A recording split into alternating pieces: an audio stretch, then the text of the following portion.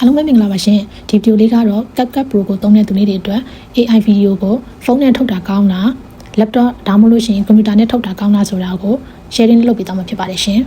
laptop ဒါမှမဟုတ်ကွန်ပျူတာနဲ့သုံးမယ်ဆိုလို့ရှိရင်ကျွန်တော်တို့ CapCut ထဲကိုရောက်တဲ့ချိန်ကျလို့ရှိရင် AI ဗီဒီယိုဆိုတဲ့ icon လေးကိုနှိပ်လိုက်ပါမယ်ပြီးရင်တော့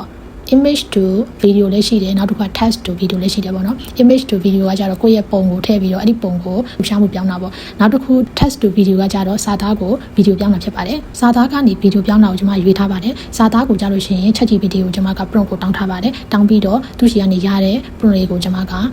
CapCut AI ဗီဒီယိုထဲမှာ prompt box ထဲမှာထည့်လိုက်ပါတယ်ထည့်ပြီးတော့ generate လုပ်ပါတယ် generate လုပ်ပြီးပြီဆိုရင်တော့ခဏလေးတော့သူကစောင့်ပါပါတယ်စောင့်ပြီးတော့ပြီဆိုလို့ရှိရင်တော့ဗီဒီယိုလေးတွေကိုရရှိပြီဖြစ်ပါတယ်ဗီဒီယိုတစ်ပုတ်လုံးစာအတွက်ဆိုလို့ရှိရင်ကျွန်မက5 second စာပဲ CapCut ကနေ AI ဗီဒီယိုထုတ်တာမို့လို့ဗီဒီယိုတစ်ခုချင်းစီမှာ character တွေချိန်သွားတာမျိုးရှိပါတယ်အဲ့လိုမချင်းအောင်လို့ကျွန်မ prompt ထုတ်တဲ့အချိန်မှာတော့ ChatGPT ကိုသိချလေ character ကိုလုပ်ပေးပါလို့ပြောပြီးတော့တောင်းပါတယ်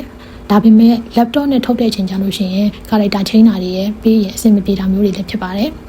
ဒါကြောင့်ကျွန်မကဖုန်းနဲ့ပြောင်းပြီးတော့ဗီဒီယိုတွေကိုထုတ်ဖြစ်ပါတယ်ကျွန်မအတွက်ဆိုလို့ရှိရင်ကျွန်မကတော့ဖုန်းနဲ့ဗီဒီယိုထုတ်တာကိုပို့ပြီးတော့ကြိုက်ပါတယ်ဘာလို့လဲဆိုတော့ဖုန်းမှာဆိုလို့ရှိရင်ကျွန်မက export လုပ်တာလည်းအဆင်ပြေတယ် laptop မှာဆိုလို့ရှိရင်သူက generate တစ်ခုပြီးတစ်ခုလုပ်တာမဟုတ်ဘဲနဲ့သူက regenerate လုပ်တဲ့အတွက်ကြောင့်မို့လို့သူ့ရဲ့ပုံစံကိုတော့သိပြီးတော့သဘောမကျပါဘူးဒါလေးကတော့ကျွန်မအမြင်ကိုဝေမျှတာဖြစ်ပါတယ်အားလုံးကျေးဇူးတင်ပါတယ်ရှင်